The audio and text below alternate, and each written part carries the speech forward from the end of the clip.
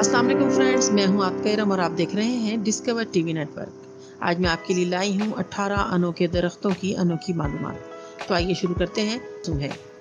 10वें नंबर पर है जापानीज मैपल। एक इंतहाई कीमती सजावटी दरख्त है। एसर पॉमेटम जापानीज मैपल जो अपने शानदार और नाजुक पौधों के हवाले से जाना जाता है। ये बागबानों में जमीन की तज़ीन के लिए बहुत पसंदीदा है। मैपल की नस्ल का ताल्लुक जापान, कोरिया और चीन के कुछ हिस्सों से है, जहाँ ये मोतदिल आबो हवा में परवान चढ़ता है। मौसम खिज़ां के दौरान जापानीज मैपल के पत्ते एकदम तोड़ने वाली तब्दीली से गुजरते हैं, जिसमें सुर्ख, नारंगी और पीले रंग के शानदार रंगों के जवाल का हैरत अंगेज मुजाहिरा होता है। जापानीज मैपल आमतौर पर छोटे से दरमियाने दर्जे के दरख्त होते हैं। ये बात इन्हें शहरी बागात या महदूद जगहों के लिए मिसाली बनाती है। जापानीज मैपल की कुछ बोनी इकसाम कंटेनर बागबानी के लिए मौजू है, जिससे महदूद जगहों जैसे बालकोनियों पर भी इसकी खूबसूरती से लुत्फानंदोज होने का मौका मिलता है। जापानीज मैपल साए या फिल्टर शुदा सूरज की रोशनी को तरजीह देते हैं, जिससे ये बाग में बड़े दरख्तों के नीचे सायादार जगहों पर भी लगाए जा सकते हैं।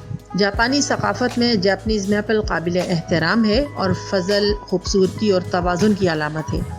इसी वजह से ये रिवायती जापानी फन पारों में भी नुमाया किए जाते हैं। नंबर 11 पर है खेपॉक। एक बड़े पैमाने पर तेज रफ्तारी से उगने वाला दरख्त है। सेबा पेंटेंड्रा खेपॉक जो अमेरिका, अफ्रीका और एशिया के ट्रॉपिकल इलाकों में पाया जाता है, जहाँ ये 230 फीट तक की ऊंचाई तक पहुँच सकता है। ट्रॉपिकल बरसाती जंगलात में खेपॉक को एक उभरती हुई छतरी का दरख्त समझा जाता है, जो जंगल की मरकजी छतरी और दीगर दरख्तों की इकसाम से ऊंचा होता है। ये जंगल की तज़ीन की एक नुमाया खुसूसियत है। खेपॉक के दरख्त बड़ी, सब्ज और भूरी रंग की फली तैयार करते हैं, जो बीजों के चारों तरफ से भरे हुए रेशों से भरी होती है। जब फली फट कर खुल जाती है तो इसके रेशे पैराशूट के तौर पर काम करते हैं और हवा के जरिए बीज को मुंतशिर करने में मदद करते हैं। खेपॉक की नरम लकड़ी मुख्तलिफ मकासद के लिए इस्तेमाल होती है, बशमूल कैनवस, फर्नीचर और प्लाईवुड। खेपॉक के बीजों के आसपास रेशमी रेशों को, जिसे खेपॉक ओन भी कहा जाता है, तारीखी तौर पर गद्दों, तकियों, लाइफ जैकेटों में भरने के लिए इस्तेमाल किया जाता है। कुछ रिवायती दवाओं में खेपॉक के दरख्त के मुख्तलिफ हिस्से बशमूल इसकी छाल, बीज और राल वगैरह बुखार, खांसी और जिल्द की बीमारियों के इलाज के लिए इस्तेमाल होते रहे हैं। बाज़ देसी सकाफतों में खेपॉक को एक मुक़द्दस दरख्त समझा जाता है, जो रूहों या देवताओं का मस्कन समझा जाता है और अक्सर मुख्तलिफ मजहबी और सकाफती तकारीब में इस्तेमाल होता है। अब बारी है नंबर 12 की, वॉलेमी पाइन। ये एक लिविंग फॉसिल है। वॉलेमिया नोबेलिस या वॉलेमी पाइन 1994 में ऑस्ट्रेलिया के वॉलेमी नेशनल पार्क में वाक़ एक दूरदराज वादी में इसकी दरियाफ्त तक मालूम था। इसका ताल्लुक़ अराउकारेसी ख़ानदान से है, जो डायनासोर के ज़माने से मिलता है, जिससे ये इस सैयारे के कदीम तरीन मालूम दरख्तों में से एक है। वॉलेमी पाइन को बैनुल-अक़वामी यूनियन बराए तहफ़्फ़ुज़ बराए फ़ितरत ने इसकी नज़ाकत और महदूद कुदरती हद की वजह से रेड लिस्ट में शदीद ख़तरे से दो चार करार दिया है। वॉलेमी पाइन्स के मखसूस गहरे सब्ज़ फर्न नुमा पौधों और हैरत अंगेज छाल के नमूने इन्हें पौधों के शौकीन अफराद के लिए बाइस कशिश बनाते हैं।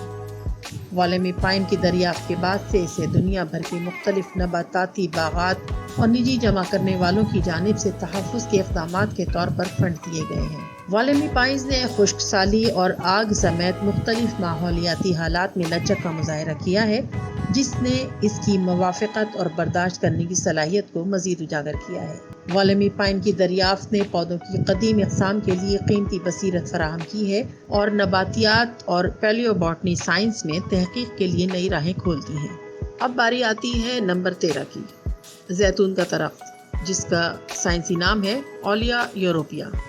जैतून के दरख्त की एक मतमूल तारीख है, जो 6000 साल से ज़्यादा की तारीख है, जिससे ये इंसानों के ज़रिए काश्त किए जाने वाले कदीम तरीन दरख्तों में से एक है।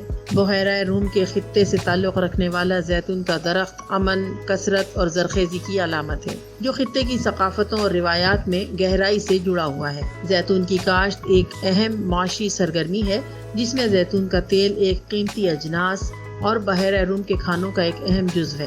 زیتون کے درخت اپنی لمبی عمر کے لیے جانے جاتے ہیں، جس میں کچھ نمونے کئی صدیوں یا 1000 سال تک رہتے ہیں، جس سے ان کی ثقافتی اور تاریخی اہمیت میں اضافہ ہوتا ہے۔ زیتون کے درخت بنجر حالات کے مطابق ہیں اور خشک سالی میں لچک کے لیے مشہور ہیں، جس کی وجہ سے وہ خشک اور دھوپ والی آب و ہوا کے لیے موزوں ہے۔ زیتون کے درخت سدا بہار ہے، قرآن کریم میں بھی اس کا ذکر آیا ہے اور اللہ کی ایک نشانی کے طور پر بیان ہوا ہے۔ یہ سال بھر میں اپنے چمڑے دار چاندی کے سبز پتے کو برقرار رکھتے ہیں۔ زیتون کے پتے اور زیتون کا تیل روایتی طب میں اینٹی آکسیڈنٹ خصوصیات کی بنا پر استعمال کیا جاتا ہے۔ زیتون کا درخت علامتی طور پر امن، خوشحالی اور امید سے وابستہ ہے۔ اسے اکثر آرٹ، ادب اور مذہبی متن میں دکھایا جاتا ہے اور یہ ہمارے اسلام میں بھی بہت زیادہ اہمیت کا حامل درخت سمجھا جاتا ہے۔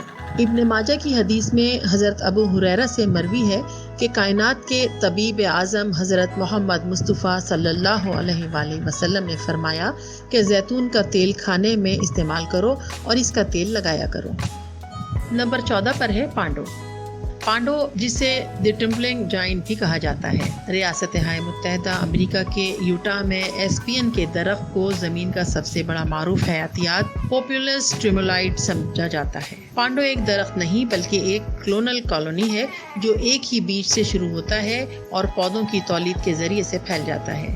ارد گرد میں موجود تمام درخت ایک ہی جینیاتی اشتراک کرتے ہیں۔ پانڈو تقریباً 106 ایکڑ کے وسیع رقبے پر پھیلا ہوا ہے۔ دیکھنے والوں کے لیے یہ حیرت انگیز نظارہ ہے۔ اس پائن کے درختوں کو چھوڑ کر جن میں پانڈو بھی شامل ہے، فلیٹنڈ پیٹیولس کے ساتھ پتے ہیں جو انہیں ہلکی سی ہوا میں کانپتے اور زنگ آلود کرتے ہیں، جس سے ایک انوکھا اور دلکش ارتعاش پیدا ہوتا ہے۔ پانڈو کی عمر کا تخمینہ لگ بھگ 80,000 سال ہے، جس سے یہ زمین کا سب سے قدیم زندہ حیاتیات میں سے ایک ہے اور تاریخ کے وسیع و عریض اس کے گواہ ہیں۔ اپنی متاثر کن عمر اور سائز کے باوجود پانڈو کو انسانی سرگرمیوں سے ہونے والے خطرات کا سامنا کرنا پڑتا ہے۔ پانڈو ماحولیاتی اشارے کے طور پر کام کرتا ہے، اپنے گرد و نواح میں ہونے والی تبدیلیوں کا جواب دیتا ہے اور وسیع تر ماحولیاتی نمونوں اور آب و ہوا کی تبدیلی کے اثرات میں بصیرت پیش کرتا ہے۔ پانڈو کے اندر وسیع جڑ کا نظام اور متنوع مائکرو ہیبیٹیٹس مختلف پودوں اور جانوروں کی اقسام کے لیے اہم رہائش فراہم کرتے ہیں۔ سائنسدان کلونل نمو، جنگلی ماحولیات اور ایسپین ماحولیاتی نظام کو متاثر کرنے والے عوامل کو سمجھنے کے لیے پانڈو کا مطالعہ کرتے ہیں۔ تحفظ کے اقدامات کا مقصد پانڈو اور اس کے آس پاس کے ماحولیاتی نظام کی حفاظت کرنا ہے، جو آئندہ نسلوں کے لیے اسے محفوظ رکھنے کی اہمیت کو اجاگر کرتا ہے۔ نمبر 15 پر باری ہے چیری بلاسم کی۔ چیری بلاسم اپنی حیرت انگیز خوبصورتی کے لیے مشہور ہے۔ اس کا سائنسی نام کرونس سیرولاٹا ہے، جو تجدید، پاکیزگی اور جاپانی ثقافت کی علامت ہے۔ چیری بلاسمز مشرقی ایشیا کے مختلف علاقوں میں سے ہیں، جن میں جاپان، چین اور کوریا شامل ہیں، جہاں وہ ثقافتی اور روحانی اہمیت رکھتے ہیں۔ چیری بلاسم کا سالانہ کھلنا، جسے ساکورا کہا جاتا ہے، لاکھوں سیاحوں کو ان نازک پھولوں کی دائمی خوبصورتی کا مشاہدہ کرنے کے لیے اپنی جانب کھینچتا ہے۔ چیری بلاسمز مختلف رنگوں میں ہوتے ہیں، جس میں گلابی، سفید اور ہلکے سرخ رنگ سب سے عام ہوتے ہیں۔ جاپان میں ہنامی جیسے چیری بلاسم میلوں کو کھلتے ہوئے موسم کی نشاندہی کرنے کے لیے منایا جاتا ہے، جس میں لوگ کھلتے درختوں کے نیچے پکنک، موسیقی اور رقص سے لطف اندوز ہونے کے لیے جمع ہوتے ہیں۔ چیری بلاسمز جاپانی شناخت کی علامت اور جاپان اور عالمی سطح پر ملکی ثقافتی اقدار کے عکاس بن چکے ہیں۔ چیری بلاسمز کا قلیل المدتی بلاسم زندگی کی تبدیلی اور ہر لمحے کی خوشنودی کی اہمیت کی ایک پرجوش یاد دہانی کا کام کرتا ہے۔ چیری بلاسمز کے درخت کے کچھ حصے روایتی دوا میں ان کی ممکنہ شفایابی کی خصوصیات کے لیے استعمال ہوتے رہے ہیں۔ چیری بلاسمز نے مختلف ثقافتوں کے لوگوں، متاثر کن آرٹ، ادب اور ثقافتی واقعات کے تخیل کو اپنی گرفت میں لے لیا ہے۔ 16 نمبر پر ہے کورکاک، جس کا سائنسی نام ہے گریکس سوبر۔ کورکاک بنیادی طور پر موٹی تیز چھال کے لیے مشہور ہے، جو کارک کی پیداوار کے لیے استعمال ہوتا ہے۔ کورکاک مغربی بحیرہ روم کے خطے، پرتگال، اسپین اور مراکش جیسے ممالک میں نمایاں پایا جاتا ہے۔ دوسرے درختوں کے برعکس کورکاک اپنی چھال کی کٹائی کے بعد اسے دوبارہ تخلیق کرنے کی قابل ذکر صلاحیت رکھتا ہے، جس سے یہ ماحول دوست اور معاشی طور پر قیمتی مواد بن جاتا ہے۔ کورکاک کی شرح نمو سست ہے، لیکن یہ کئی سو سال تک زندہ رہ سکتے ہیں۔ موٹی کارک چھال اسے جنگل کی آگ سے تحفظ فراہم کرتی ہے، درخت کو پہنچنے والے نقصان کے خطرے کو کم کرتی ہے اور آگ کے بعد اسے جلد صحتیاب ہونے میں مدد دیتی ہے۔ کارک اوک جنگلات کاربن کی ترتیب میں اپنا کردار ادا کرتے ہیں۔ کاربن ڈائی آکسائڈ کو جذب اور ذخیرہ کر کے آب و ہوا کی تبدیلی کے اثرات کو کم کرتے ہیں۔ کارک اوک کے جنگلات بحیرہ روم کے ثقافتی ورثے کا ایک حصہ ہیں، جس میں کارک کی کٹائی کے ساتھ بہت سے روایتی طرز عمل اور تہوار شامل ہیں۔ اگرچہ کارک اوکس کو ان کے کارک کے لیے کاشت کیا جاتا ہے، لیکن قدرتی کارک جنگلات کو زمین کے استعمال میں ہونے والی تبدیلیوں سے لاحق خطرات کا سامنا کرنا پڑتا ہے، جس سے ان کے تحفظ کی اہمیت اجاگر ہوتی ہے۔ نمبر 17 پر ہے کوئیور ٹری۔ کوئیور ٹری جنوبی افریقہ کا ایک مخصوص درخت ہے جو اپنی حیرت انگیز اور غیر معمولی ظاہری شکل کے لیے جانا جاتا ہے۔ نمو کے انداز میں کانٹے دار ہیں۔ کوئیور ٹری نمیبیا کے بنجر علاقوں میں ہے، جہاں یہ خشک پتھریلی مناظر میں پروان چڑھتا ہے۔ کوئیور ٹری درخت کا عام نام سان لوگوں سے آتا ہے، جنہوں نے اپنے تیروں کے لیے کوئیور بنانے کے لیے اس کی کھوکھلی شاخوں کا استعمال کیا۔ کوئیور ٹری اپنے رہائش گاہ کی بنجر حالت میں اچھی طرح سے موافقت پذیر ہے۔ ان کے خشکن پتے انہیں خشک ادوار کے دوران بقا کے لیے پانی ذخیرہ کرنے کے قابل بناتے ہیں۔ کوئیور ٹری کی شرح نمو سست ہے، جس میں ان کے پورے سائز اور پختگی تک پہنچنے میں کئی سال لگتے ہیں۔ پھولوں کے موسم کے دوران کوئیور درخت خوبصورت گھنٹی کے سائز کے پھول تیار کرتے ہیں، جو پرندوں اور کیڑوں کو راغب کرتے ہیں۔